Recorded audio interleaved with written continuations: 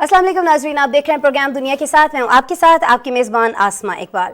नाज़रीन, आज सबसे पहले हम बात करने जा रहे हैं मौजूदा हुकूमत की सफारती महाज पर कामयाबियों की, क्योंकि आज इस सिलसिले में एक और अच्छी खबर सामने आई है। वज़ीर-ए-आज़म मोहम्मद शहबाज शरीफ और उनकी टीम की काविशों ही की बदौलत अब मुत्तहिदा अरब अमारात ने एक बड़ा ऐलान किया है। नाज़रीन, मुत्तहिदा अरब अमारात ने पाकिस्तान के अरब डॉलर से जो मौजूदा कर्ज हैं उनके मुद्दत बढ़ाने और मज़ीद $1 अरब देने का ऐलान कर दिया है। और आपको ये भी बता दूं कि ये ऐलानात एक ऐसे वक्त में सामने आ रहे हैं जब पाकिस्तान के वज़ीर-ए-आज़म मोहम्मद शहबाज शरीफ आला सतह के वफ़द के हमरा 2 रोज़ा सरकारी दौरे पर अबू धाबी में मौजूद हैं। वज़ीर-ए-आज़म के मुत्तहिदा अरब अमारात के सदर शेख मोहम्मद बिन ज़ैद अल नहयान, नायब सदर और दुबई के हुक्मरान शेख मोहम्मद बिन राशिद अल मखतूम से मुलाकातें हो चुकी हैं और दोनों ममालिक की क़यादत ने तिजारत, सरमायाकारी और तवानाई समेत दीगर शोबों में होने वाली जो मुसलसल पेशरफ्त है उस पर इत्मीनान का इजहार किया है। ताल्लुकात को मज़ीद मुस्तहकम कैसे किया जा सकता है, इसके लिए हर सतह पर दो तरफ़ा तबादलों और बाकायदा बातचीत की जो अहमियत है उस पर दोनों ममालिक की जानिब से इत्तेफाक किया गया है। वज़ीर-ए-आज़म मोहम्मद शहबाज शरीफ ने अबू धाबी में कौमी और सकाफ़ती तारीख़ी मकाम वहातुल करामा का दौरा किया। यादगार शहदा आमद पर वज़ीर-ए-आज़म को गार्ड ऑफ ऑनर दिया गया। वज़ीर-ए-आज़म ने शहदा को खिराज अक़ीदत पेश करने के लिए यादगार पर फूल भी चढ़ाए। ये कुछ मुलाकातों के मनाज़िर हम आपको दिखा रहे हैं और कुछ जब वज़ीर-ए-आज़म को गार्ड ऑफ ऑनर दिया गया है उसके मनाज़िर भी अभी इस वक्त आप देख सकते हैं। नाज़रीन, बरादर मुल्क जो है, ख़ास तौर पर जब हम मुत्तहिदा अरब अमारात की बात करते हैं तो एक कैसे मुश्किल हालात में पाकिस्तान के साथ हमेशा खड़ा रहा है, इस पर आज हमारे पास एक डिटेल्ड पैकेज है। दोनों ममालिक के जो ताल्लुकात हैं पाकिस्तान के मुत्तहिदा अरब अमारात के, ये कब कब मज़ीद बेहतर से बेहतरीन होते चले गए हैं, इस पर आज हमने एक रिपोर्ट तैयार किया। वो रिपोर्ट आप देखिए, फिर मेरे साथ मेरे गेस्ट डॉक्टर जमील अहमद खान साहब मौजूद होंगे जो UAE में ही अपनी खिदमात सर अंजाम देते रहे हैं पाकिस्तान के सफ़ीर के तौर पर। उनसे बात करेंगे।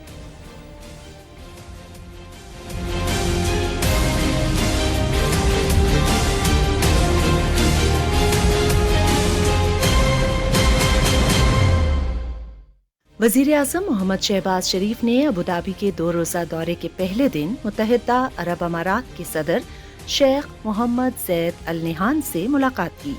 UAE के सदर ने वज़ीर-ए-आज़म का अबू धाबी में खैर मकदम करते हुए पाकिस्तान की तरक्की और खुशहाली के लिए नेक तमन्नाओं का इजहार किया।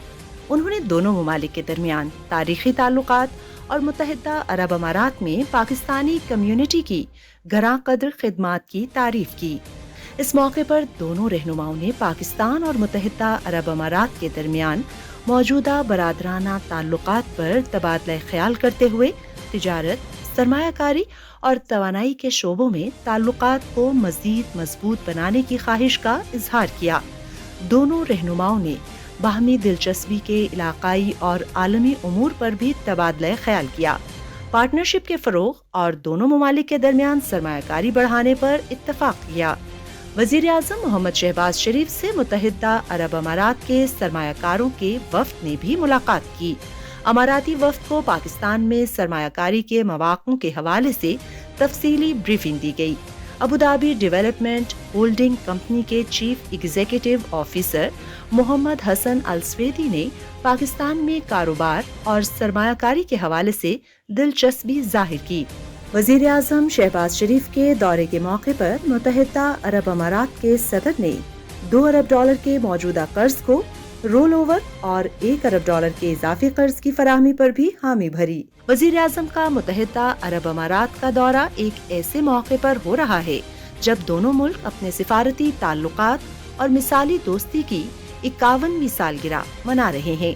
पाकिस्तानी मुत्तहिदा अरब अमारात को अपना दूसरा घर समझते हैं। तकरीबन 16 लाख पाकिस्तानी मुत्तहिदा अरब अमारात में मुकीम हैं, जो न सिर्फ वहाँ की समाजी और मुआशी तरक्की में अपना हिस्सा डाल रहे हैं बल्कि पाकिस्तान में तरसीलात ज़र का भी बड़ा जरिया है।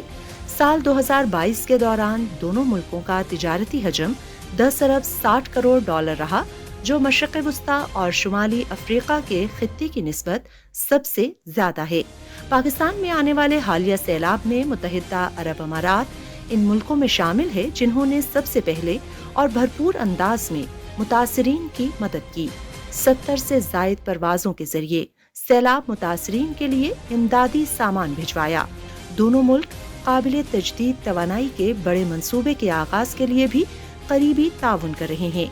वजीर आजम का दौरा दोनों मुल्कों के दरमियान इक्तिसादी और तिजारती ताउन के फरोग का बाइस बनेगा।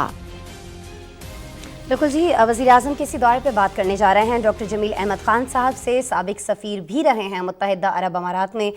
पाकिस्तान के लिए बहुत ज़्यादा इनकी खिदमात हैं, बहुत ज़्यादा इनकी अचीवमेंट्स भी रही हैं अपनी सर्विसेज के दौरान। वीडियो लिंक पर मेरे साथ मौजूद हैं, उन्हें वेलकम करेंगे। अस्सलाम वालेकुम डॉक्टर साहब। वालेकुम अस्सलाम, thank you for having me. Doctor साहब, आपका शुक्रिया कि आप हमारी रिक्वेस्ट पर वक्त निकाल रहे हैं प्रोग्राम के लिए। अच्छा डॉक्टर साहब, हम ये देख रहे हैं कि गुज़श्ता 8 माह के दौरान वज़ीर आज़म पाकिस्तान मियां मोहम्मद शहबाज शरीफ का ये दूसरा दौरा है मुत्तहिदा अरब अमारात का। इनफैक्ट ये तीसरा दौरा है, अगर इसके ये वाला दौरा हम मिला लें जो भी वो कर रहे हैं। 51वीं सालगिरह भी मनाई जा रही है दोनों ममालिक के दरमियान जो दोस्ती है। सबसे पहले तो मैं चाहूँगी कि जिनेवा कॉन्फ्रेंस में जिस तरह से अभी इसी वीक के अंदर किरदार अदा किया गया है मुत्तहिदा अरब अमारात की जानिब से, जिस तरह से पाकिस्तान की सपोर्ट की गई है, पाकिस्तान का साथ दिया गया है, उस पर थोड़ा सा आप अपना तज्जिया फरमाइएगा। जी हाँ, यकीनन ये जो मेरा अक़वाम मुत्तहिदा में भी काफ़ी तवील तजर्बा है, और जब भी ये प्लेजेस होते हैं तो जिस अंदाज में ये प्लेजेस हुए हैं पाकिस्तान के लिए, ये तकरीबन उन आम प्लेजेस से थोड़े ज़्यादा हैं। लेकिन असल देखना यह है कि इन प्लेजेस के बाद हमारी जो कोशिशें और काविशें और हमारे दोस्तों के साथ, जैसे यूएई है, सऊदी अरेबिया है और बाकी हमारे दोस्त ममालिक हैं, उनके साथ मिलके हम देखें कि जी ये जो प्लेजेस 10 बिलियन से ज़्यादा के हैं, ये प्लेजेस हमें तकरीबन से कसीर तादाद में हमें रकम मिल जाए जिस मकसद के लिए ये एलोकेट की गई है और प्लेज किया गया है मुख्तलिफ प्रोजेक्ट्स में और मुख्तलिफ स्कीमों में, शॉर्ट टर्म में, मीडियम टर्म में, लॉन्ग टर्म में। तो यकीनन एक काफ़ी कलीदी सक्सेस है ये, जिस मकसद के लिए कॉन्फ्रेंस जिनेवा में बुलाई गई थी और जिस मकसद के लिए हुकूमत पाकिस्तान और प्राइम मिनिस्टर ने कोशिश की, वो मकासद हासिल हुए और काफ़ी बेहतर तरीके से हासिल हुए मकासद। तो वो तो इसकी एक बड़ी सक्सेस उसकी रही, और उस सक्सेस का जो अब समरात आएंगे वो फिल फौर जिसे कहा जाए कि अगले हफ्ते में आ जाए या 10 दिन में आ जाए, वो नहीं होंगे, क्योंकि प्लेज करने के बाद उसका एक मैकेनिज्म है दुनिया में, जो डोनर एजेंसीज उस मैकेनिज्म के तहत अब बतदरीज अपनी रकम भेजते हैं जो उन्होंने प्लेज की होती है प्रोजेक्ट टू प्रोजेक्ट बेसिस पर।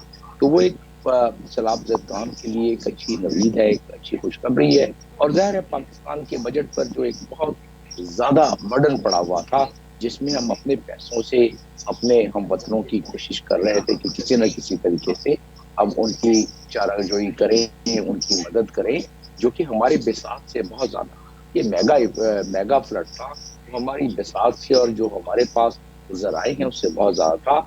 इसलिए बहुत ज़रूरी था कि दुनिया अक़वाम की वो कम्युनिटीज़ जिन्होंने जैसे कि जिनेवा में उन्होंने हिस्सा लिया कि वो सामने मिले, और इसमें जो कलीदी किरदार है वो है सेक्रेटरी जनरल अक़वाम मुत्तहिदा का, और उन्होंने और फ्रांस के सदर ने इसमें बड़ी कोशिश और काविश की कि तमाम ये डॉलर्स आ जाएं और पाकिस्तान की मदद की जाए। और पाकिस्तान की मदद से मुराद ये है कि आज ये पाकिस्तान है, कल कोई और मुल्क होगा, परसों कोई और मुल्क होगा, क्योंकि क्लाइमेट चेंज जो है उसमें कोई सरहदों का कोई तयन नहीं है, वो किसी भी सरहद को दूर कर सकता है क्लाइमेट चेंज, और तकरीबन हर मुल्क इससे सूनर और लेटर इससे मुतासर होगा।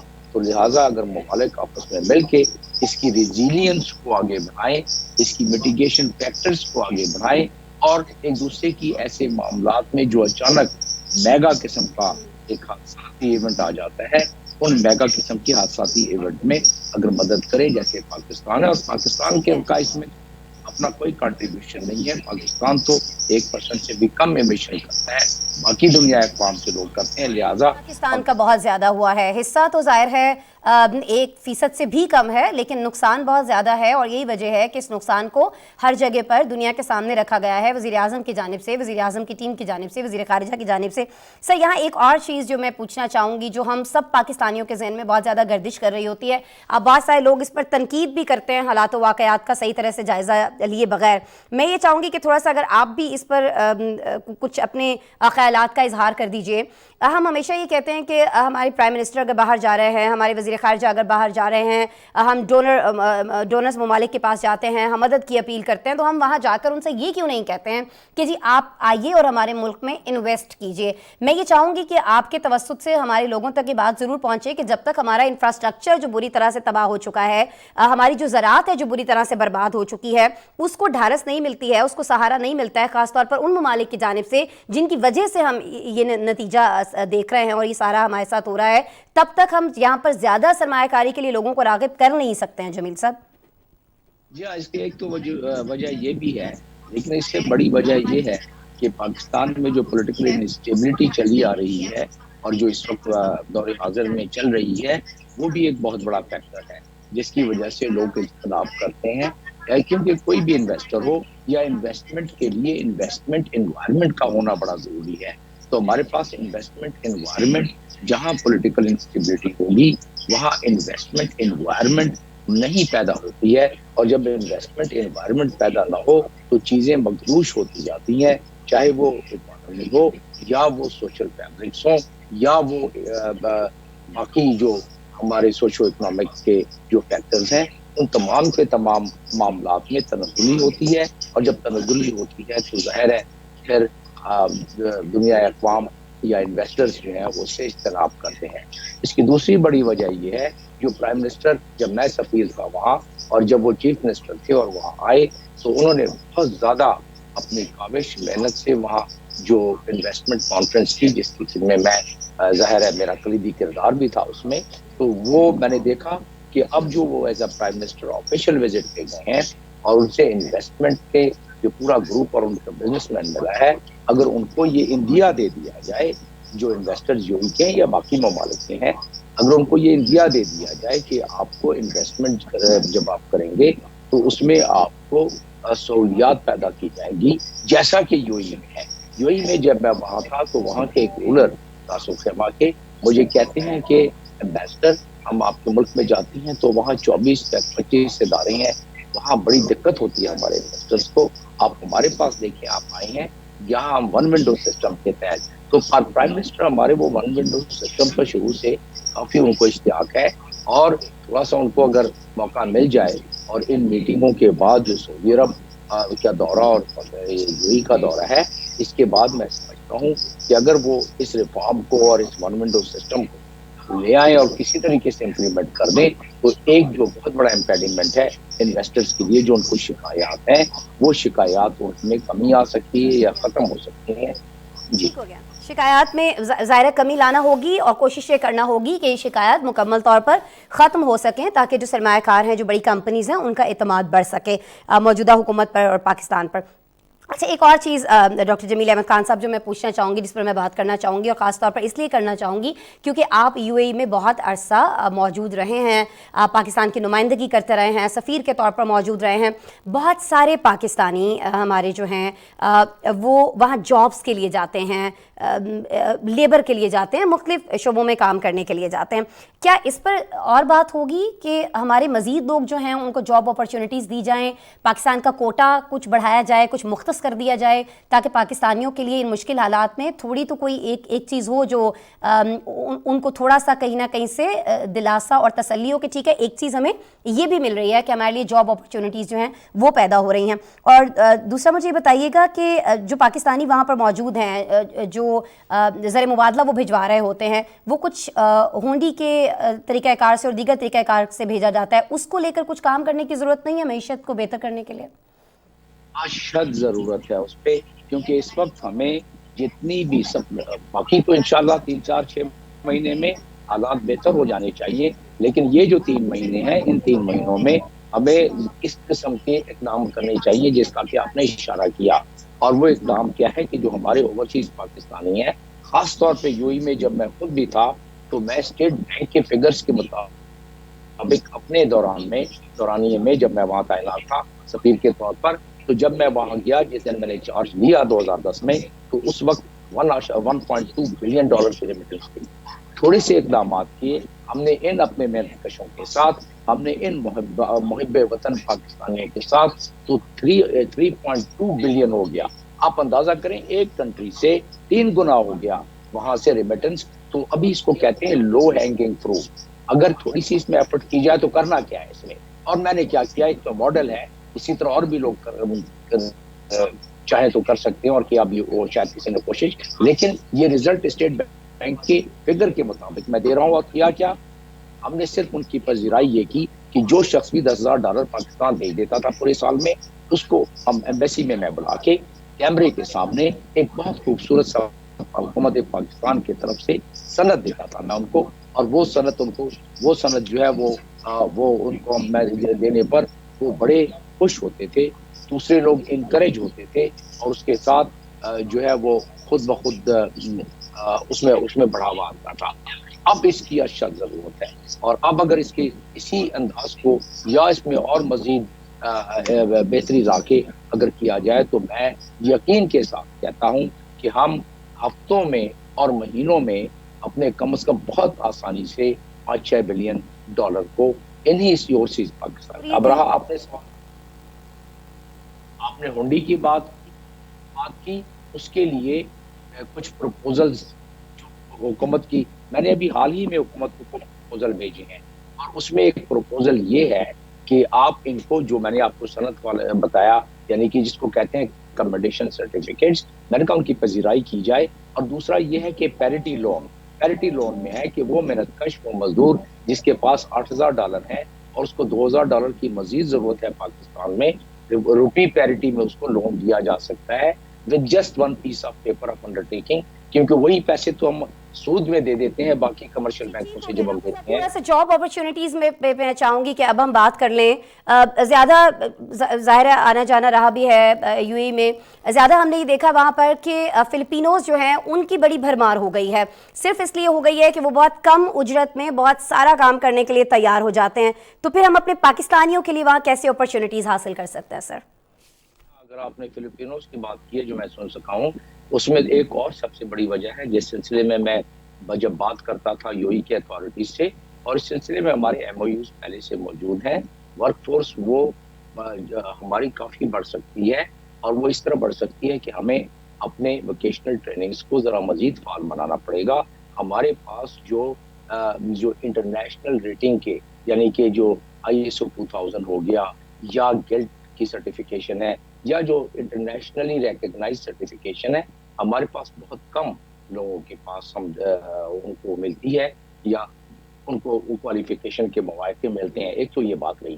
دوسری بات یہ رہی کہ ہمارے جو پروٹیکٹریٹ ڈپارٹمنٹ ہے, جن کا یہ کام ہے کہ جانے سے پہلے ان کی اورینٹیشن کریں, ان کی تھوڑی سی ایک ہفتے کی تربیت کریں, اس میں کمی اور کوتاہی کوئی رہ جاتی ہے, جس کی وجہ سے جب وہ وہاں پہنچتے ہیں تو فلپینوز کے مقابلے میں, یا اب تو ایون بنگلہ دیش کے مقابلے میں ہمارے محنت کشوں کو دقت ہوتی ہے. اور میں سمجھتا ہوں کہ اس میں ہمارا اپنا قصور ہے, ان محنت کشوں کا قصور اس میں نہیں ہے. اور یہی مجھ سے یو ای کے سربراہ کہتے تھے کہ اپنے لوگوں کو تھوڑا سا اتنا تو کر دیں کہ وہ جب یہاں آئیں تو وہ اف ناٹ کمپیٹیبل تو 19-20 کے فرق پر یہاں, کیونکہ یو ای کے لوگ, کیونکہ پاکستانیوں کا خون پسینہ شامل ہے یو ای کی, جو آپ عمارتیں دیکھ رہی ہیں, ترقی دیکھ رہی ہیں, یو ای کے جہاز دیکھ رہے ہیں, ایمریٹس دیکھ رہے ہیں, ان کے شپس دیکھ رہے ہیں, اس میں ہمارے نیوی, اس میں آرمی کی ٹریننگ, اس میں ایمریٹس کو پہلا جہاز PIA نے دیا, وہ ساری چیزوں کو اس کو احتمال ہے, وہ ذکر کرتے ہیں. اور اس جنریشن کے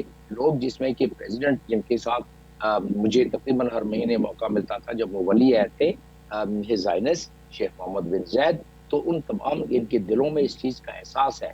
صرف یہ ہے کہ ابھی پرائم منسٹر گئے ہیں, اس کے فالو اپ میں باقی ہم کیا ایفرٹس کرتے ہیں, اور ان ایفرٹس کے تحت جب یہ جوائنٹ منسٹریل کمیٹی میٹنگ ہوگی تو اس میں اور بہت سارے فوائد اور یہ تمام چیزوں کو کنسولیڈیٹ کیا جا سکتا ہے, جس میں ورک فورس ہمارے اور محنت کشوں کو وہاں بھیجنا, یا جو ہمارے سفید پوش لوگ وہاں جو سیمی اسکلڈ اور اسکلڈ لوگ ہیں, ان کو بھیجنے میں آسانی ہو سکتی ہے. ان کو ضرورت ہے. صرف یہ ہے کہ اگر ہم فلپینوں کی بات کرتے ہیں, یا نیپالیز کی بات کرتے ہیں, یا بنگلہ دیشیز کی بات کرتے ہیں, تو ہمیں کم از کم اس قسم کے اپنے ووکیشنل ٹریننگ کو الائن کرنا پڑے گا, جس میں ابھی تھوڑی سی کمی اور ہماری کمائی بھی ہے. جی कुछ जो कमी है वो हमारी अपनी जानिब से है। अगर हम उस पर काबू पा लें जो कमी या कोताहियाँ हैं तो फिर बिल्कुल हम इन लोगों का मुकाबला कर सकते हैं, क्योंकि स्किल की कमी तो नहीं है, हमारे लोगों के पास हुनर बहुत ज़्यादा है, टैलेंट इनफैक्ट बहुत ज़्यादा है, लेकिन उनकी स्किल्स को निखारने की ज़रूरत है, थोड़ी सी तरबियत की भी ज़रूरत है, जिस जानिब आपने इशारा किया। बहुत शुक्रिया डॉक्टर जमील अहमद खान साहब, साबिक सफ़ीर यूएई में रहे हैं, आप पाकिस्तान के लिए बेहतर तौर पर समझते हैं पाकिस्तान और यूएई के ताल्लुकात को, और इन ताल्लुकात पर आज हम बात इसलिए भी कर रहे हैं क्योंकि हमारे प्राइम मिनिस्टर वज़ीर आज़म मियां मोहम्मद शहबाज शरीफ मौजूद हैं 2 रोज़ा दौरे पर इस वक्त मुत्तहिदा अरब अमारात में, और मुत्तहिदा अरब अमारात ने अपने पाकिस्तानी भाइयों के लिए एक बड़ी मदद का ऐलान भी किया है। और सबसे अच्छी खबर यह है कि यहाँ मज़ीद सरमायाकारी पर उन्होंने कहा कि गौर किया जाएगा। चंद बड़ी कंपनीज़ की मुलाकात भी हुई है वज़ीर आज़म से पाकिस्तान के वक्त से इस सिलसिले में, और जल्द ही इस दौरे के हवाले से मज़ीद अच्छी खबरें भी आ रही होंगी जो यकीनन इसी प्रोग्राम में हम आपसे शेयर कर रहे होंगे। अभी हमें प्रोग्राम में आपसे शेयर ये करना है नाज़रीन कि अमेरिका और जापान के दरमियान इत्तेहाद मजबूत बनाने के लिए दिफाई मुआहदों समेत आला सतह पर मुलाकातें हो रही हैं। दोनों ममालिक के वज़राए ख़ारिजा और वज़राए दिफ़ा के अहम इजलास के बाद मुश्तरका बयानिया जारी किया गया, जिसमें चीन को आलमी निज़ाम के लिए ख़तरा करार दिया गया है, और चीन के इस नाम नहाद खतरे से निपटने के लिए इत्तेहाद को मज़ीद मजबूत बनाने के अज़्म का इजहार भी किया गया है। आलमी मीडिया इस सारी चीज़ पर रिपोर्ट ये कर रहा है कि जापान ने दूसरी जंग अज़ीम के बाद जारहाना हिकमत अमली अपनाने से हमेशा गुरेज किया, लेकिन गुज़श्ता साल शिमाली कोरिया के न्यूक्लियर हमलों की बढ़ती पेशरफ्त के बाद जापान ने नहायत सख्त हिकमत अमली अपनाई है। 5 साला पॉलिसी के तहत जापान अमेरिका और चीन के बाद दुनिया में सबसे ज़्यादा दिफाई बजट पर खर्च करने वाला मुल्क बन जाएगा। नाज़रीन, जापान सिर्फ अमेरिका के साथ ही ताल्लुकात मजबूत नहीं कर रहा है, बल्कि दीगर इत्तेहादी मगरबी ममालिक को भी अपने बहुत करीब करता दिखाई देता है। जापान के जो वज़ीर आज़म हैं उन्होंने इस सिलसिले में फ्रांस, बरतानिया, कनाडा और अमेरिका समेत दीगर ममालिक के 1 हफ्ते के दौरे भी किए हैं। बरतानिया के साथ गुज़िश्ता रोज़ एक बड़ा दिफाई मुआहदा भी किया गया है, और आज हम तक ये खबर आई है कि जो कनाडा के वज़ीर आज़म हैं उनसे भी उनकी मुलाकात हो रही होगी। नाज़रीन, जब हम शिमाली कोरिया की बात करते हैं तो हम जानते हैं कि इसका ख़तरा तो कई दहाइयों से बहरहाल में मौजूद है, लेकिन हालिया महीनों में ऐसा क्या हुआ है कि जापान इतनी जारहाना हिकमत अमली अपना रहा है? ऐसा क्या हुआ है कि अमेरिका और जापान में दूरियां तो खैर उस तरह से कभी भी नहीं थी, लेकिन इतनी कुर्बत नहीं थी। अब ये जो कुर्बत मज़ीद बढ़ती जा रही है और बहुत तेज़ी से बढ़ती जा रही है, इसकी वजूहात क्या हैं? कुछ सवालात इस बारे में हम अपनी गेस्ट से करेंगे। डॉक्टर आमिना महमूद साहिबा मेरे साथ मौजूद होंगी, माहिर हैं जी इंटरनेशनल अफेयर्स की, लेकिन उससे पहले मैं आपको एक रिपोर्ट दिखाऊंगी। जापान और अमेरिका के दरमियान नए दिफाई मुआहिदों के बाद इत्तेहाद मजीद मजबूत करने की तैयारियां जारी हैं। आलमी मीडिया रिपोर्ट के मुताबिक अमरीकी वज़ीर ख़ारजा एंटोनी ब्लिंकन और वज़ीर दिफा लॉयड ऑस्टिन ने वाशिंगटन में अपने जापानी हम मंसूबों के साथ 2+2 इजलास में शिरकत के बाद मुश्तरका बयान जारी किया, जिसमें चीन को आलमी निज़ाम के लिए बेमिसाल खतरा करार देते हुए बताया कि चीन की खारजा पॉलिसी बैनुल अक़वामी निज़ाम को अपने फायदे के लिए नए सिरे से ढालने की कोशिश कर रही है, और इस मकसद के लिए चीन अपनी बढ़ती हुई सियासी, इक्तिसादी, फौजी और टेक्नोलॉजी की ताकत को इस्तेमाल कर रहा है। दोनों ममालिक ने दुनिया में होने वाली तब्दीलियों के दौरान अपने इत्तेहाद को मजीद मजबूत बनाने के आज़म का इजहार भी किया। अमेरिका और जापान मशरकी बहरा चीन और ताइवान के इर्द गिर्द चीनी फौजी खतरात को अपनी कौमी सलामती के लिए खतरा समझते हैं। इस खतरे के लिए तैयार रहने के लिए ओकिनावा में कायम अमरीकी मेरीन कोर के यूनिटों को दोबारा मुनज़्ज़म करने के मंसूबे भी शुरू किए जाएंगे। वाशिंगटन में कायम इंटरनेशनल स्टडीज के एक थिंक टैंक की रिपोर्ट में कहा गया है कि ताइवान पर चीनी हमले की सूरत में अमरीका को जापान में अपने अड्डे को जंगी कार्रवाइयों के लिए इस्तेमाल करने के काबिल होना चाहिए। थिंक टैंक की मज़कूरा रिपोर्ट में कहा गया है कि जापान में अमरीकी अड्डों के इस्तेमाल के बगैर अमरीकी लड़ाका और हमला आवर तैयारे मुअस्सर तरीके से जंग में हिस्सा नहीं ले सकते। अमरीका और जापान के ताल्लुकात की गहराई भी इसी सिलसिले की एक कड़ी है। आलमी मीडिया रिपोर्ट्स के मुताबिक शुमाली कोरिया में हथियारों में तेज पेशरफ्त से फिक्रमंद जापान ने दिसंबर में सिक्योरिटी और दिफाई शोबों में अहम इस्लाहात की थी, जिनमें जवाबी हमला करने की सलाहियत में इजाफा भी शामिल है। जापानी वज़ीर-ए-आज़म इन्हीं खतरात के पेश नज़र मगरबी ममालिक के साथ इत्तेहाद को मजबूत करने के लिए फ्रांस, कनाडा, अमरीका समेत इत्तेहादी ममालिक के 1 हफ्ते के दौरे पर हैं। वो 13 जनवरी को व्हाइट हाउस में सदर जो बाइडेन से भी मुलाकात करेंगे। बिल्कुल जी, सदर जो बाइडेन से भी उनकी मुलाकात हो रही होगी, उस हवाले से भी हम आपको आगाह करेंगे अगले आने वाले प्रोग्राम्स में। लेकिन अभी हम बात करने जा रहे हैं डॉक्टर आमिना महमूद साहिबा से, जो कि इंटरनेशनल अफेयर्स की माहिर हैं। वीडियो लिंक पर मेरे साथ मौजूद हैं। अस्सलाम वालेकुम डॉक्टर आमिना साहिबा। वालेकुम सलाम। शुक्रिया आपके वक्त के लिए। अच्छा आमना साहिबा, ये ताल्लुकात क्यों मजबूत हो रहे हैं, इनके मजबूत से क्या असरात सामने आने वाले हैं, खास तौर पर हमारे इस खत्ते के ऊपर, इस पर मैं यकीनन आपसे बात करूंगी। लेकिन पहले मुझे आपसे बात करनी है, ये जो दोनों ममालिक की वज़राए ख़ारिजा और वज़राए दिफा का अहम इजलास हुआ और उसके बाद एक अहम बयान जो जारी किया गया है, मुश्तरका बयान, उसमें ये कहा गया है कि चीन जो है वो आलमी निज़ाम के लिए ख़तरा है। पहले मैं चाह रही हूँ कि इस पर आप अगर थोड़ा सा तबसरा फरमा दीजिए। जी, असल में ये कि जो अमेरिकन्स हैं वो अपनी कोल्ड वॉर साइकिल से बाहर नहीं आ रहे, और हमने देखा कि पिछले 2 सालों में मुसलसल एक तहरीक है, यानी जो ऑकस साइन हुआ, क्वाड साइन हुआ, जिसमें इस खिते में एशिया पैसिफिक में अमेरिका अपनी पोजीशन मजबूत करना चाहता है, और उसके लिए वो यहाँ पे खिते में जो पहले से उनके अलाई मौजूद हैं उनके साथ अपने अलायंस को रिवाइटलाइज कर रहा है। और ये जो जापान के साथ उसका मुआहदा है ये नया नहीं है, ये फर्स्ट एसिमेट्रिकल डिफेंस पैक्ट था जो सेकेंड वर्ल्ड वॉर के बाद साइन हुआ था, जिसके जरिए जापान को डीमिलिटराइज कर दिया गया था और अमेरिका ने उनके जो दिफा की जिम्मेदारी ले ली थी। लेकिन उसका मकसद असल में उनका दिफा नहीं था, बल्कि उसका मकसद इस खिते में अपनी प्रेजेंस था मुस्तकिल। और वो जो जापानी आइलैंड जिनके ऊपर अभी मसला बना हुआ है चाइना और जापान के दरमियान, उनके ऊपर उनकी प्रेजेंस जो है वो उस वक्त से है। इस तरह से अमेरिका को 2 फवाइद हासिल हुए, एक तो वो चाइना की जो फर्दर डेवलपमेंट पे नजर रखता और वो फार्मूसा यानी कि ताइवान की हिफाजत कर सकता, और दूसरे वो सोवियत यूनियन जो उस वक्त था उसकी हर किस्म की मूवमेंट के ऊपर नजर रख सकता था और किसी वक्त भी अपने ये जो 12 फ्लीट है उसको मोबिलाइज कर सकता था। तो ये तो उसको रिवाइटलाइज कर रहा है। और अब जापान की इकोनॉमी इस जगह पे आ गई है कि वो अमेरिका की इकोनॉमी को सरपास कर गई है, और इसलिए जापान की इकोनॉमी को वो इस वक्त इस्तेमाल करना चाहते हैं। और 2015 से जब से जापान ने अपने कॉन्स्टिट्यूशन में तब्दीली की है और वो अपने मिलिट्री को रिवाइटलाइज किया, उसके लिए बजट मखसूस करना शुरू किया है, तो अमेरिका को उनकी सूरत में बेस्ट अलायंस मिल गया है जो कि उनको साउथ चाइना सी की पॉलिटिक्स में सपोर्ट कर सकता है। तो ये जो खिता जिसको अपनी मिडल ईस्ट की एक्सपीडिशंस में, मिडल ईस्ट की जो अपनी मुहिम जोई में अमेरिका ने इग्नोर कर दिया था, अमेरिका यहाँ पे अपनी पोजीशन को दोबारा रिक्लेम करना चाह रहा है।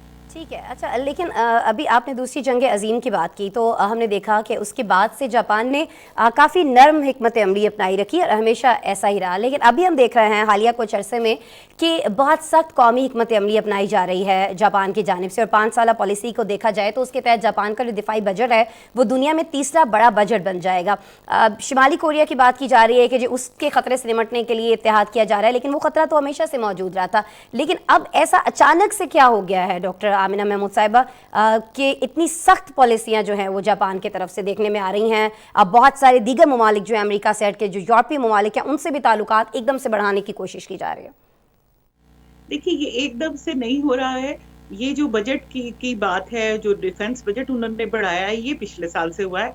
लेकिन इनफैक्ट जापान जो अपनी पोजीशन मजबूत करा था, और जापान अपनी चॉइस से अपना बजट नहीं कम किया था, बल्कि उसके ऊपर पाबंदी थी अमेरिकी मुआहदे के तहत कि वो मिलिट्री नहीं रख सकता था। 2015 के बाद भी जो उन्हें मिलिट्री रखने की इजाजत मिली थी वो थी जो इंटरनल डिफेंस के लिए। लेकिन उसके बाद इस वक्त अमेरिका को जापान की जरूरत पड़ गई। और आप जो कह रही हैं कि शुमाली कोरिया का खतरा मौजूद था, इसमें कोई शक नहीं है। अमेरिका पहले भी उसको एक्सेस ऑफ ईवल में डिक्लेयर कर चुका है और उसके ऊपर पाबंदियां भी लगाता रहा है। लेकिन आपने देखा कि मिस्टर ट्रंप के दौर में उनकी तरफ एक हाथ बढ़ाया अमेरिका ने, और उनका एक मुआहदा भी हुआ सिंगापुर जाके, और इस तरह से वो अमेरिका उनके साथ रिप्रोचमेंट की कोशिश कर रहा था। लेकिन मिस्टर बाइडन ने आके जो कोल्ड वॉर है उसको बहुत स्ट्रॉन्ग कर दिया है। और इसलिए जो मैं अभी आपको मेंशन करी थी कि जो अमेरिका मुहिम जोई करा था इराक में और उसके बाद सीरिया में, उसको उस दौरान उसने एशिया पैसिफिक को इग्नोर किया, जिसकी वजह से चाइना ने अपनी पोजीशन एशिया पैसिफिक में स्ट्रॉन्ग कर ली है। और खास तौर पे जो साउथ चाइना सी में क्राइसिस चल रहा है उसमें इस वक्त चाइना की पोजीशन बहुत डोमिनेंट है। चाइना ने ना सिर्फ अपनी मिलिट्री स्ट्रॉन्ग कर ली है, मिलिट्री पोजीशन वहाँ स्ट्रॉन्ग कर ली है, एक उन्होंने आइलैंड भी डेवलप कर लिया है जहाँ पे उनकी स्ट्रॉन्ग मिलिट्री प्रेजेंस है। इसके अलावा उन्होंने खिते में एक बैंक भी बनाया है जिससे वो इस खिते के मुल्कों को लोन्स दे रहे हैं। तो इसलिए अमेरिका को इस वक्त ये ख्याल आया कि एशिया पैसिफिक में उन्हें अपनी पोजीशन मजबूत करनी चाहिए, क्योंकि दुनिया की 70% जो ट्रेड है वो एशिया पैसिफिक के जरिए ही होती है। یعنی انڈین اوشن ٹھیک سے ہو گیا ہوتی ہے. ٹھیک ہو گیا میم. لیکن ابھی حالیہ دنوں میں میم ہم یہ بھی دیکھ رہے ہیں کہ جاپان اور امریکہ کا موقف یہ سامنے آ رہا ہے کہ جو یوکرین طرز کی جنگ ہے ویسی ہی جنگ چین تائیوان میں شروع کر سکتا ہے. تائیوان کے بارے میں ہم سبھی جانتے ہیں کہ چین کا اپنا حصہ ہے اور ساری دنیا بھی یہی مانتی ہے. ون چائنا پالیسی کو امریکہ بھی تسلیم کرتا ہے, لیکن تائیوان کے معاملے میں کشیدگی شروع کرنے والا خود امریکہ تھا. ابھی پچھلے دنوں بھی ہم نے دیکھا جب نینسی پیلوسی نے دورہ کیا تائیوان کا اور اس کے بعد معاملات ہمیں بگڑتے ہوئے محسوس ہوئے. لیکن کہیں نہ کہیں کیا آپ کو لگتا ہے کہ اس معاملے کو استعمال کر کے امریکہ جاپان میں اپنے اڈوں کو جنگی کارروائیوں کے لیے استعمال کرنے کے لیے تیاری کرتا ہوا دکھائی دیتا ہے؟ کچھ ایسی سچویشن بن سکتی ہے آنے والے دنوں میں؟ جی بالکل. میں نے آپ کو بتایا کہ شروع سے ان کی سیکنڈ ورلڈ وار کے بعد سے پریزنس موجود ہے, اور اس وقت جو آپ کہہ رہی ہیں کہ تائیوان میں کرائسس شروع کرنے والا امریکہ تھا, امریکہ ون چائنا پالیسی مانتا ہے, اور جو 71 میں فرسٹ کمیونک سائن ہوا تھا, پہلا معاہدہ ہوا تھا چائنا اور یو ایس کے درمیان, اس میں یہ اسٹیٹڈ پوزیشن ہے کہ یہ ون چائنا ہے اور تائیوان اس کا حصہ ہے. لیکن امریکہ نے پریکٹیکلی ایسے کبھی بھی نہیں کیا. 79 میں انہوں نے ڈپلومیٹک ریکگنیشن جو ہے وہ پی آر سی کو یعنی پیپلز ریپبلک آف چائنا کو ٹرانسفر کر دی, اور تائیوان کے ساتھ پیپلز ٹو پیپلز ریلیشن شپ شروع کر دیے. لیکن اس کے باوجود انہیں اسلحہ کی بڑی مقدار سپلائی کی جاتی رہی, ایکسپرٹیز پرووائڈ کی جاتی رہی. اور ابھی بھی ہم نے دیکھا کہ جو کانفلکٹ شروع ہوا ہے, جو ریسنٹ کانفلکٹ تھا اور سٹینڈ آف ہو گیا دونوں طرف سے, چائنا اور یو ایس کی طرف سے, وہ بھی تائیوان کو اسلحے کی سپلائی کے اوپر ہی تھا. تو امریکہ یہ چاہتا ہے کہ وہ کانفلکٹ کو زندہ رکھے. اب دوسری صورت جو آپ نے سوال کیا کہ یوکرین کرائسس کا, اس وقت کیونکہ ساری دنیا یوکرین کرائسس سے ڈری ہوئی ہے, اور چائنا اور رشیا دونوں الائز کی حیثیت سے ابھر آئے ہیں, اور ایس سی او میں ان کا ایک بہت اسٹرانگ رول ہے, اور خطے میں ان کے انفلوئنس میں اضافہ ہو رہا ہے. اصل میں یہ چائنا کی سافٹ پاور میں اضافہ تھا جس کو رشیا کیش کروا رہا ہے, اور اس نے الائن کر لیا اپنے آپ کو چائنا کے ساتھ. ابھی دیکھیے کہ یو این میں جو ایبسٹین کیا, چائنا نے رشیا کے خلاف ووٹ نہیں دیا, یوکرین کے حق میں ووٹ نہیں دیا, تو امریکہ اس پوزیشن کو استعمال کرتے ہوئے جاپان کو اس خطرے کا احساس دلا رہا ہے کہ اس علاقے میں ان کی ڈومیننس نہیں رہے گی کہ وہ چائنا کے خلاف ابھی کھڑے نہیں ہوں گے. تو ٹھیک ہے. اچھا میم آمنہ, کچھ ہم شمالی کوریا کی بھی بات کر لیتے ہیں نا, جس کو لے کر یہ سارا معاملہ جو ہے یہ کریٹ کرنے کی وجہ انفیکٹ شمالی کوریا کو بتایا جا رہا ہے, یہ ساری سچویشن جو کریٹ ہو رہی ہے. شمالی کوریا کے بارے میں ہم سبھی جانتے ہیں کہ نیوکلیئر ٹیسٹ بھی وہ کر رہا ہے آئے روز, نہ امریکہ کو خاطر میں لاتا ہے نہ کسی اور ملک کو دیکھتا ہے. اگر شمالی کوریا ساؤتھ کوریا پر حملہ کر دیتا ہے اور جنگ کا ماحول بنتا ہے تو خطے میں کیا تبدیلیاں واقع ہو سکتی ہیں, اور آپ کو لگتا ہے, آپ کا اپنا تجزیہ کیا کہتا ہے, آپ کی اپنی رائے کیا ہے, یہ کیا جا سکتا ہے شمالی کوریا کی جانب سے, یا بس یہ دھمکی رہے گی جیسے ہم دیکھتے چلے آئے سالوں سے؟ دیکھیے شمالی کوریا جو ہے وہ جو بھی کچھ کر رہا ہے وہ اپنے سیلف ڈیفense میں کر رہا ہے, کیونکہ انہوں نے جنوبی کوریا کے اوپر اپنا اس کو الائی بنا لیا, اس کو بہت زیادہ اسٹرینتھن کیا, بہت زیادہ اس کو امداد دی, اور وہ آج ایک ایشین ٹائیگرز میں سے ایک موجود ہے, اس کی حیثیت ایشین ٹائیگرز میں, ان کی اکانومی بڑی اسٹرانگ ہے. جبکہ دوسری طرف شمالی کوریا پہ کمیونسٹ ہونے کی وجہ سے بہت زیادہ پابندیاں لگا دی گئیں, اور وہاں پہ لٹرلی وہ لوگ گھاس کھا کے گزارا کرتے تھے. half of their population is suffering from malnutrition. تو اگر ہم اکانومی کے لحاظ سے دیکھیں تو شمالی کوریا میں یہ کیپیسٹی نہیں ہے کہ وہ علاقے کے ممالک پہ حملہ کر سکے, لیکن اس کے باوجود بھی انہوں نے اپنی سیلف ریسپیکٹ پہ کمپرومائز کرنے سے اور امریکہ کے سامنے جھکنے سے انکار کر دیا, اور اس لیے وہ اپنا میزائل اور نیوکلیئر پروگرام ڈیولپ کر رہے ہیں. لیکن اس کے باوجود ہم نے دیکھا جب مسٹر ٹرمپ نے ان کی طرف ہاتھ بڑھایا تو ان کے جو لیڈر ہیں انہوں نے اپنا ہاتھ بھی آگے بڑھایا, اور باقاعدہ جا کے سنگاپور کی ملاقات بھی کی اور معاہدہ بھی سائن کیا. اب اس وقت امریکہ اپنی ہی پوزیشن سے ریورٹ کر رہا ہے, اور وہ اس کو ایک تھریٹ پرسیپشن کے طور پہ استعمال کر رہا ہے. لیکن میرا نہیں خیال کہ شمالی کوریا ایک تھریٹ پرسیپشن ہے, خاص طور پہ جاپان جیسے اسٹیبلش کنٹری کے لیے, جن کا اس وقت ملٹری بجٹ بھی بہت زیادہ ہے اور اکانومی کی ٹرم میں بھی وہ بہت زیادہ اسٹرانگ ہے. ایون اکانومی کی ٹرمز میں تو شاید وہ امریکہ کو بھی سرپاس کر چکے ہیں. ٹھیک ہے, پرووک کرنے کی کوشش لیکن جاری رہتی ہے امریکہ کی جانب سے شمالی اور جنوبی کوریا کے معاملے کو جب بھی ہم دیکھتے ہیں. لیکن آپ کو لگتا نہیں ہے کہ کچھ ایسا اٹیک ہو سکتا ہے شمالی کوریا کی جانب سے جنوبی کوریا کے اوپر؟ بہت شکریہ ڈاکٹر عامدہ محمود صاحبہ, آپ ماہر انٹرنیشنل افیئرس کی کچھ کہنا چاہی تھی, لیکن وقت کی کمی ناظرین ہمارے پاس, اور آگے ہمیں بڑھنا ہے اور ایک بہت ہی اہم मामले पर हमें बात करनी है। ये कोई पहला वक्त नहीं है कि इस प्रोग्राम में हम इस मामले पर बात कर रहे हों। इससे पहले भी हम आपको मुसलसल इससे आगाह रखे हुए थे, और वो चीज़ जिसका हम इंतज़ार कर रहे थे वो था कि आलमी इदारा सेहत इस पर कोई ना कोई अपना बयान जारी करे, और अब आलमी इदारा सेहत ने इस पर बात की है। जी हाँ नाज़रीन, आलमी इदारा सेहत ने अब ये तस्दीक कर दी है कि उज़्बेकिस्तान में मासूम बच्चों की हलाकत जो हुई थी उसका ताल्लुक भारतीय दवासाज कंपनी के तैयार करदा सिरप से ही है। आप जानते हैं उज़्बेकिस्तान में दिसंबर 2022 में यानी लास्ट मंथ भारतीय कंपनी की दवाएं इस्तेमाल करने से मुबैना तौर पर 18 बच्चों की हलाकत हो गई थी। आलमी इदारा सेहत ने तफ्तीश की थी और उसके बाद इंडियन फार्मास्यूटिकल कंपनी के जो खांसी का शरबत है उसको नहायत ख़राब क्वालिटी के अद्वियात करार दे दिया था। आलमी इदारे ने ये वार्निंग भी जारी की है कि ये सिरप बच्चों को हरगिज़ न दिए जाएँ। उस सिरप की हम आपको तस्वीर भी दिखा रहे हैं। अच्छा, ये जो इदारा है उसकी जानिब से भी बताया गया है, आलमी इदारा सेहत की जानिब से, कि जो दोनों सिरप हैं उसमें डायथिलियन ग्लाइकॉल की मिकदार जो है वो ज़रूरत से बहुत ज़्यादा है, और ये जो केमिकल है ये इंसानी सेहत के लिए जहर का दर्जा रखते हैं, जिससे सेहत शदीद मुतासिर होती है और मौत भी वाक़ हो सकती है।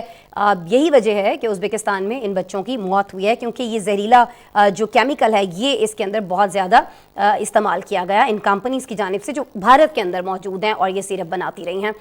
अच्छा, इससे पहले ये उज़्बेकिस्तान का कोई पहला इंसिडेंट नहीं है। इससे पहले गैम्बिया में भी जो सिरप 70 बच्चों को पिलाया गया था जिनकी वजह से उनकी अमवात हो गई थी, उसमें भी यही केमिकल पाया गया था जो इस सिरप के अंदर पाया गया है, जो माँ बाप को दिखा रहे हैं। बस एक चीज़ आपने ज़हन में रखनी है, ये खांसी की दवा है और ये भारत में बनी है, इसको भारतीय कंपनियों ने बनाया है। लेकिन मुझे यहाँ आपको ये भी याद कराना है, पिछले प्रोग्राम में भी जब हमने इस पर बात की तो मैंने आपको बताया था कि भारत और ख़ासतौर पर जो मोदी सरकार है उसने इस पर बिल्कुल भी तवज्जो नहीं दी है इस मामले पर, और इनफैक्ट इसको इग्नोर करने की कोशिश की गई और दुनिया की आंखों में धूल झोंकी गई और कहा गया कि जी हमने तो अपनी सतह पर इसकी तहकीक कराई है, हमने एक रिपोर्ट तैयार की है और उस रिपोर्ट के मुताबिक इसमें कोई ऐसा जहरीली केमिकल नहीं था। यानी उन्होंने अपनी कंपनियों को खुली छूट दे दी, लेकिन बाकी जो ममालिक हैं बहुत सारे, उन्होंने भारत में तैयार होने वाली इन अद्वियात पर पाबंदी भी लगा दी। एक तहकीकी रिपोर्ट भी सामने आई जिसके मुताबिक 2 साल पहले जम्मू कश्मीर में भी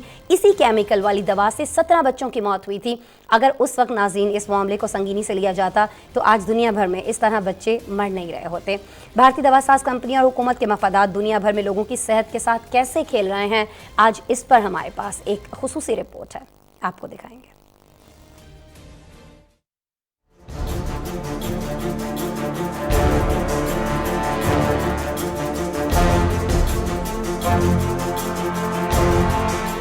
आलमी इदारे सेहत ने भारतीय कंपनियों के तैयार करदा खांसी के सिरप गैर मेयारी होने की तस्दीक कर दी।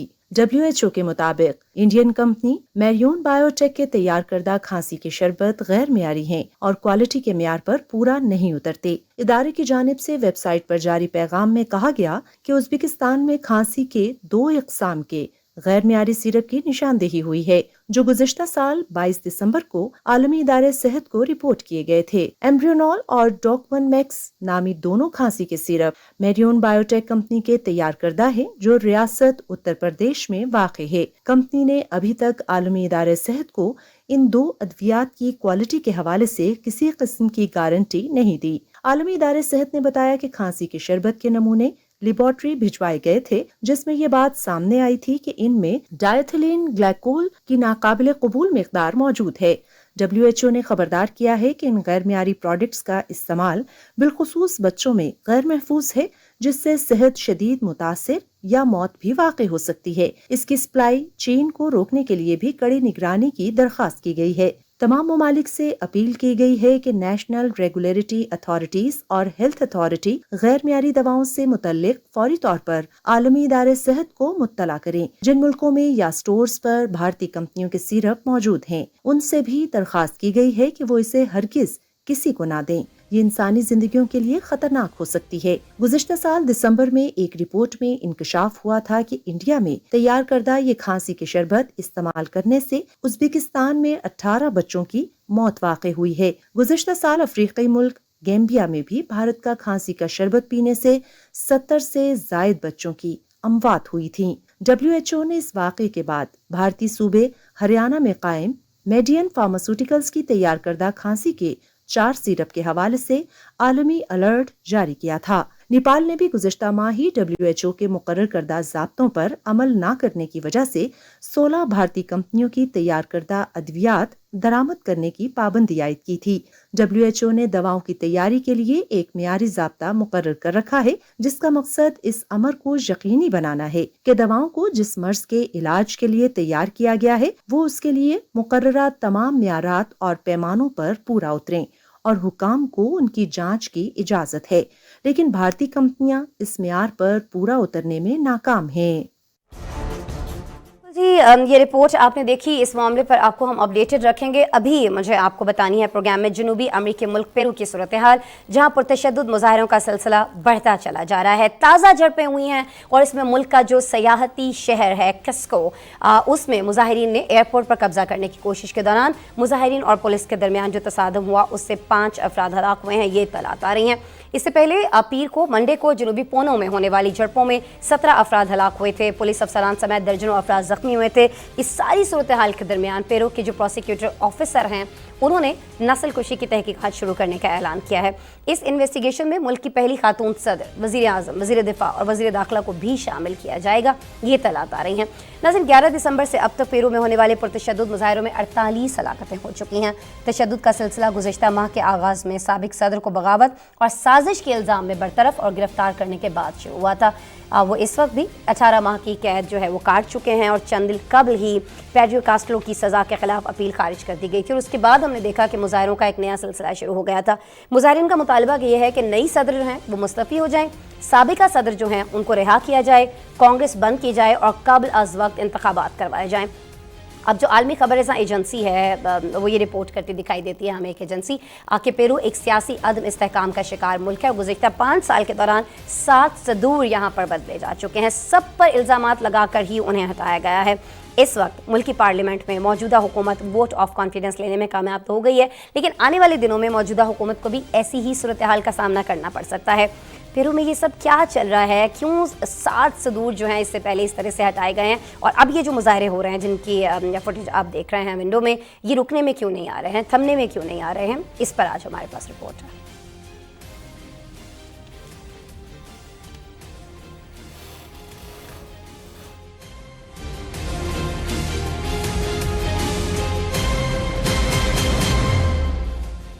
पेरू में साबिक सदर की बरतरफी और गिरफ्तारी के बाद पुरतशद्दुद मुजाहिरों का सिलसिला रुक न सका। पेरू के सियाहती शहर कस्को में मुजाहिरीन ने एयरपोर्ट पर धावा बोल दिया। पुलिस और मुजाहिरीन के दरमियान होने वाली झड़पों में 5 अफराद हलाक हो गए। इससे कबल पीर को जनूबी पोनो के इलाके में होने वाली झड़पों में 17 अफराद हलाक और दर्जनों अफराद समेत 75 पुलिस एहलकार जख्मी हुए।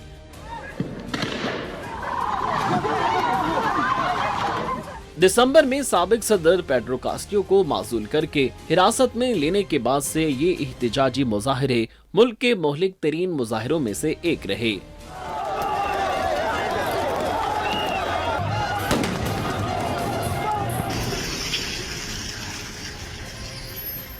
पेरू के वज़ीर आज़म अल्बर्टो ने सूरत हाल को काबू में रखने के लिए सूबे में 3 दिन के लिए कर्फ्यू नाफिज कर रखा है, जो मकामी वक्त के मुताबिक शाम 8 बजे से सुबह 4 बजे तक चलेगा।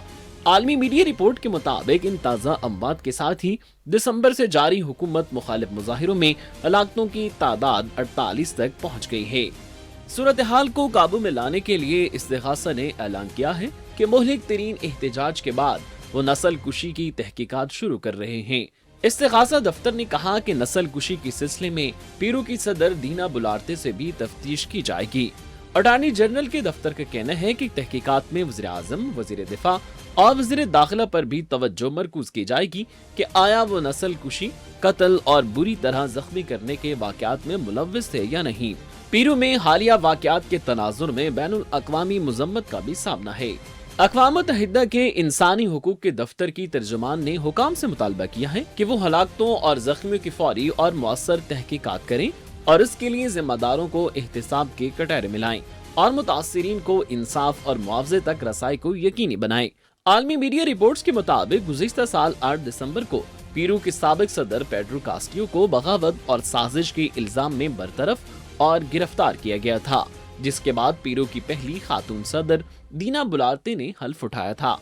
तशद्दुद का सिलसिला 11 दिसंबर को शुरू हुआ जब तकरीबन 9000 मुजाहिरीन ने सुबह पौने के शहर के हवाई अड्डे में दाखिल होने की कोशिश की, जहां उनकी कानून नाफिज करने वाले एहलकारों से झड़प हो गई।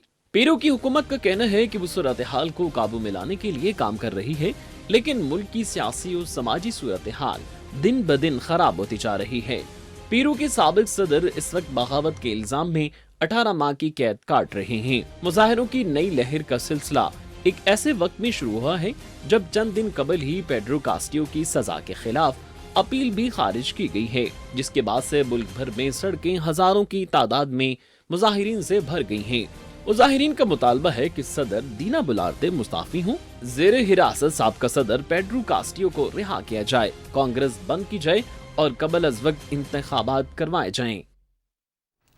रिपोर्ट आपने देखी। इसके साथ ही आज के प्रोग्राम में इतना ही। अब मेरी दोबारा आपसे मुलाकात हो रही होगी पीर के रोज़। अपना बहुत सारा ख्याल रखिएगा। अल्लाह ने के बाद।